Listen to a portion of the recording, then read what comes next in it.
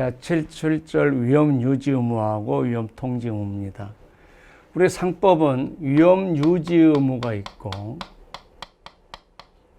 위험 증가 통지 의무가 있어요.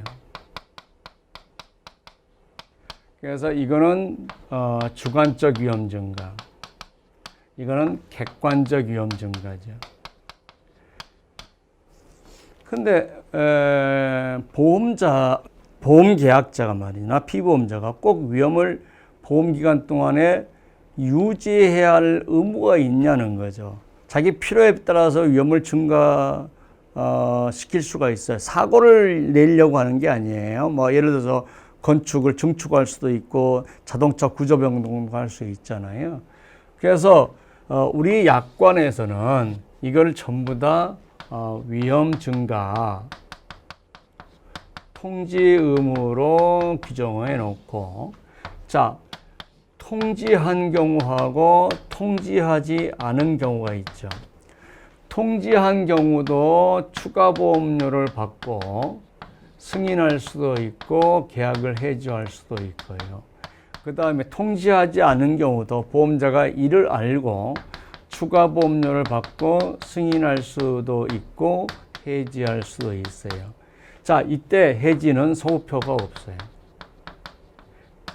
해지 전 사고를 보상한다는 거죠. 이거는 통지 의무 위반이라는 것은 페널티가 있기 때문에 해지의 소급표를 인정해서 해지 전 사고도 보상을 하지 않습니다 하는 거죠. 그래서 위험 유지와 통지 의무가 상법에서는 있지만, 그래서 주관적 위험 증가와 객관적 위험 증가로 둘이 구분하고 있지만, 약관에서는 모두 위험 증가 통지로 하고 있고, 통지를 하는 경우든 통지 의무이든 전부 다 추가 보험료를 받고 승인할 수도 있고 해지할 수도 있고, 추가 보험료를 받고 승인할 수도 해지할 수 있다. 이것만 알고 있으면 큰 문제가 없습니다 하는 거죠. 그래서 이거는 쉬운 내용이니까 쭉 읽어보면서 풀어보겠습니다. 자, 주관적 위험 증가, 개피수가 고의 중대한 과실로 인한 위험 증가다. 그러니까 위험 증가 이거 주의해야 될게요. 사고 발생을 야기시키기 위해서 위험 증가한 게 아니라 내가 필요에 의해서 위험을 증가시킬 수가 있죠.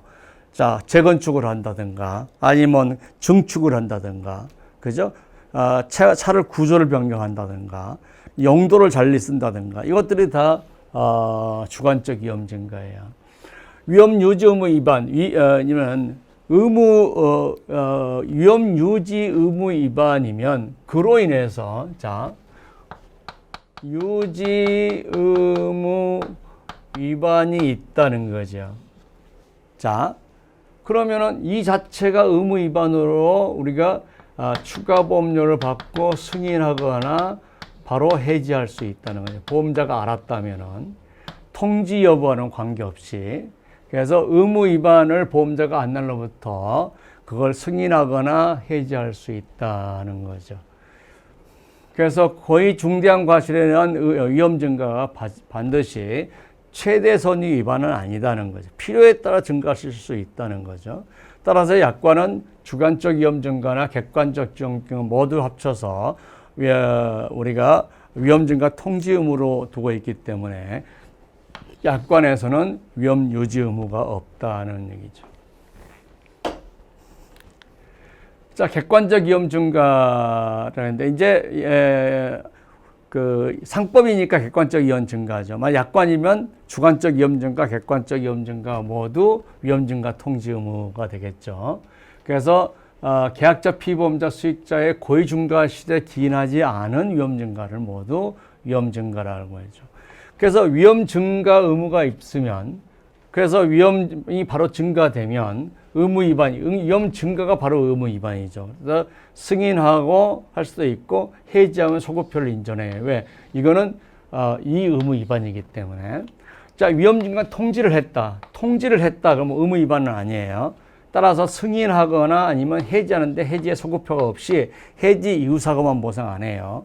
자, 통지 안 했다. 의무 위반이 있죠. 승인하거나 해지할 수 있는데 해지의 소급표가 있을 때 어떤 경우나 승인 해지, 승인 해지, 승인 해지인데 의무 위반이 있을 때는 소급표가 인정되고 의무 위반이 없을 때는 소급표가 인정되지 않고 이렇게 보면 됩니다. 자, 화재보험의 목적이 양도되었으나 그 소유자만 변경되었을 뿐 보험료율의 결정적인 요소인 영위 직종, 작업, 건물 구조, 작업, 공정, 양도 이게 똑같다라고 하면 양도 사실을 통지 안 했다는 것만 가지고는 위험 증가가 아니다는 거죠. 양도 사실을 통과했냐, 양도 사실을 통보 안 했다. 그것만 가지고 위험 증가로 볼 수 없다는 거죠. 요건 얘기고. 우리가 이제 임보험에서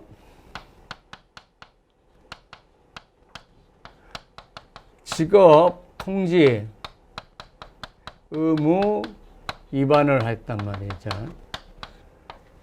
그러면 상법을 적용하면 인과관계가 있다면은 nothing이죠. 안 주는 거죠. 일단 인과관계가 없다면 all 지급하고 해지는 가능하죠.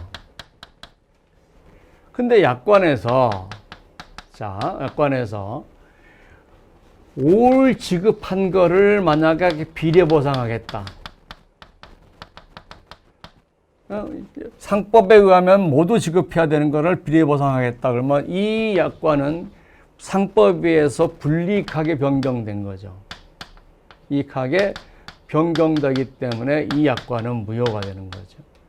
따라서 우리가 상법의 비례보상은 뭐냐? 이 경우를 비례보상하는 걸로.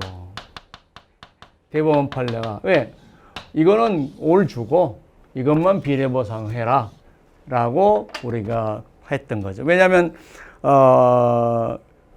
모두 줘야 되는 걸 비례보상해 버리면 그거는 계약자가 분리가 변경되기 때문에 결국 하나도 안 준 거에 대해서 비례보상하는 걸로 해석해라 하는 거죠. 이게 그 판례입니다. 자, 우리 고지의무, 위험증가, 통지의무, 위험유지의무를 비교했는데요. 다 간접 의무고요. 고지의무는 계약 체결 전 의무고 계약 체결 이후의 의무고요. 이건 계약자 피보험자고 위험증가에서는 우리가 위험증가도 계약자 피보험자인데 위험유지의무는 수익자가 들어갔다는 거죠. 그 다음에 여기서 중요한 사항 이코로 위험의 현장 증가, 여기서 위험 증가. 현장 증가는 다 같아요. 그래서 위험 증가는 이건 객관적 위험 증가, 이건 주관적 위험 증가죠. 그리고 제가 요거 하나를 전부 다 묶어서 약관에서는 통지하든 통지하지 않든 추가 보험료를 받고 추가 보험료를 받을 수도 있고 승인하거나 해지할 수도 있다. 다만 의무 위반일 때는 해지의 소급표를 인정한다 그랬죠. 그래서 그런 내용을 해겠고요.